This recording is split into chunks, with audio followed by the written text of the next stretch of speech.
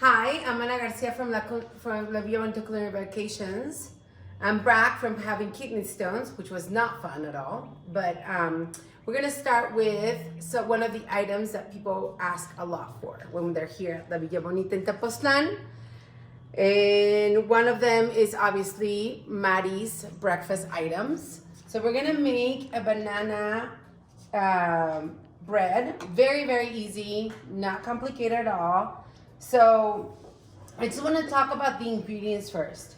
So this is not my personal recipe. This is a recipe that we've, sort of changed with time. Originally, it's a Tyler Florence recipe, but we've done our little, changes for our purposes. So the first key element on this recipe is really, really over-ripened bananas. Not just like yellow, but like super over-ripened bananas. So whenever people compliment us on our banana bread, is because we use all these super soft, even kind of nasty looking bananas. And the reason we use these like this, as they are, is because they give us a ton of sweetness. Most of the bananas we use for a banana bread come from our garden. And maybe Rob can show you one of our banana, pencas. How to say penca in English, Rob? Bunch, I don't know. One of our bunches of bananas that are right there. Rob picked it. How long did you pick it up a long ago, Rob? About a week ago. Okay, so we're letting it ripen, and we're hoping for all of it to become, as we eat it, some of the pieces will get like this, and that's exactly what we want. So we have that. We have the original recipe called for a cup of sugar, but because we use these bananas that are super, super ripe, almost even nasty looking, like I said, we are using 3/4 of a cup of sugar. We're also going to use 3/4 of a cup of butter that we've previously melted. 2 large eggs, and these are eggs from my chickens. And some baking powder, and I think it's oh my god, I'm gonna forget, but I have the recipe over there. Let me check, Rob. Sorry. It's 1.5 teaspoons of baking soda. By the way, Rob will be posting the recipe, and I don't know this recipe by memory because I gave it to Maddie 12 years ago, and ever since she's the one who makes this bread, I have never made bread in the last 12 years. So I'm gonna attempt to do the same justice to the recipe that Maddie has.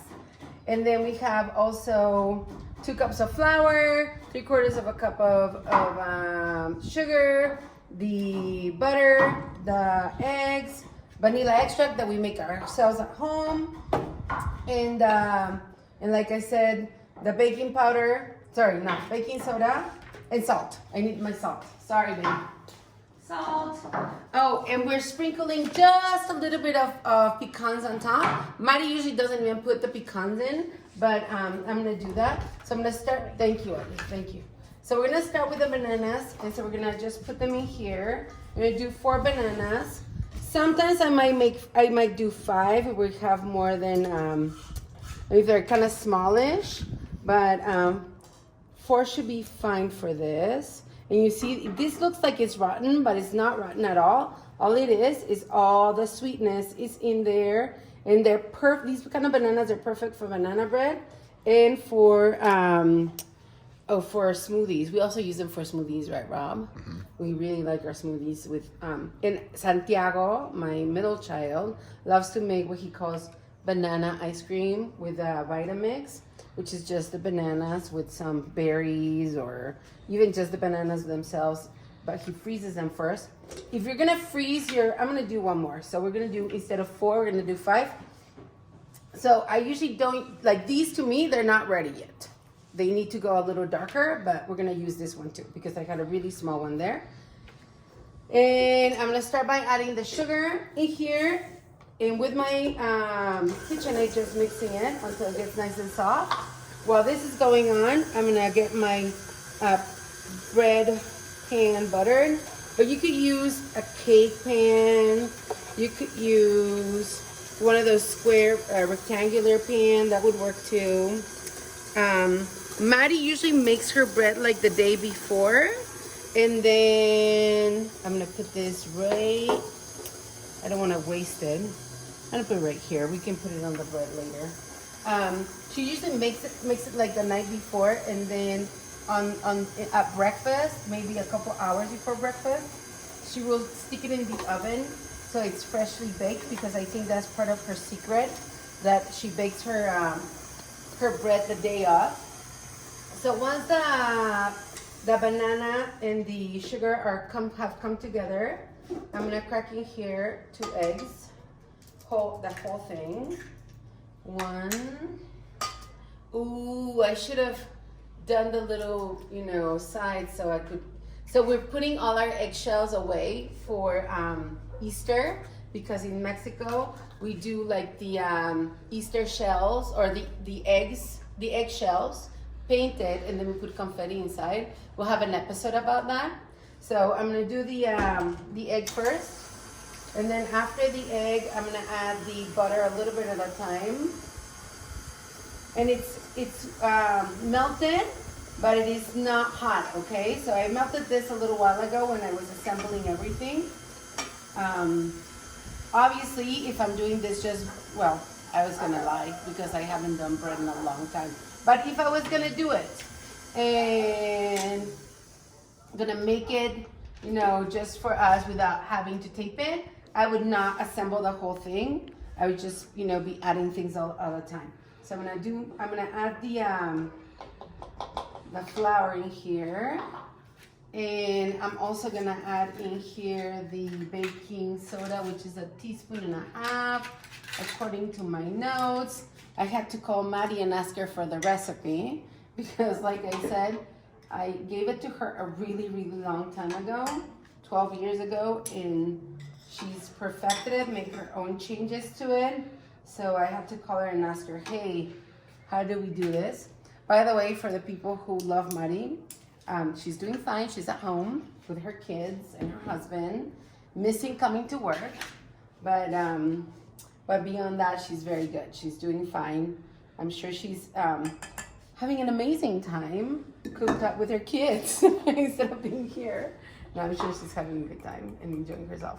So I'm gonna add 1/2 teaspoon of salt. And I use sea salt because that's what I have, but you can use kosher salt or even table salt to add in here. And then, just not to waste, I'm gonna add a little bit of flour in here. And this is something I do, which is I'm gonna take this out. And then because I have to flour the pan, instead of just dumping it on the floor and making a huge mess, I just do it either over a sink, or right now, like I'm doing it over the cake. And then, oopsies, almost dropped the whole thing wrong.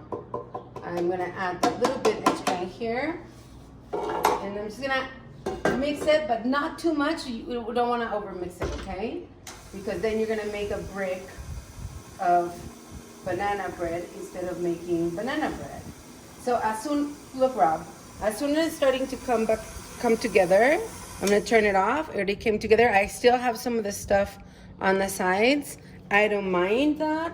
And the reason is I don't wanna over mix it. If you over mix it, you're gonna make, like I said, a brick of banana bread, and you don't wanna make a brick. You wanna make a nice fluffy banana bread. And we're gonna take this off here.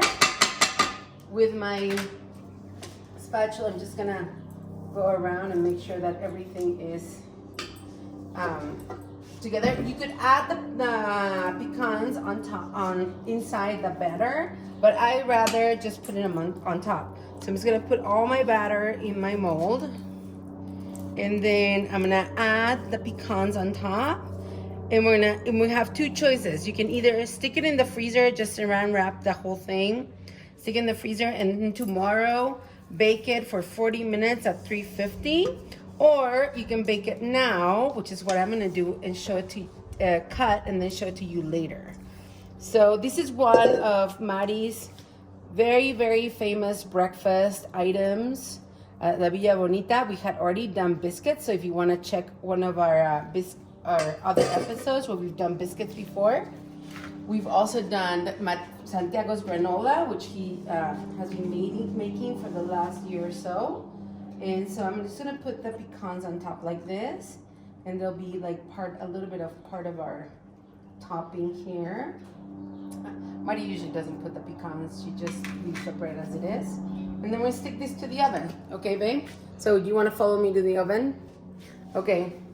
So my oven is at 350, and this is gonna go. Oh, but I forgot. I usually put a tray on the bottom, and the reason for it is that way it's easier to pull out.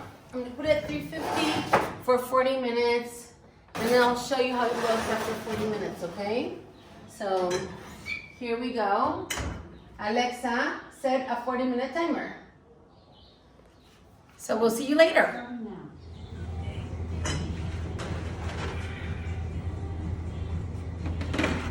Ya quedó.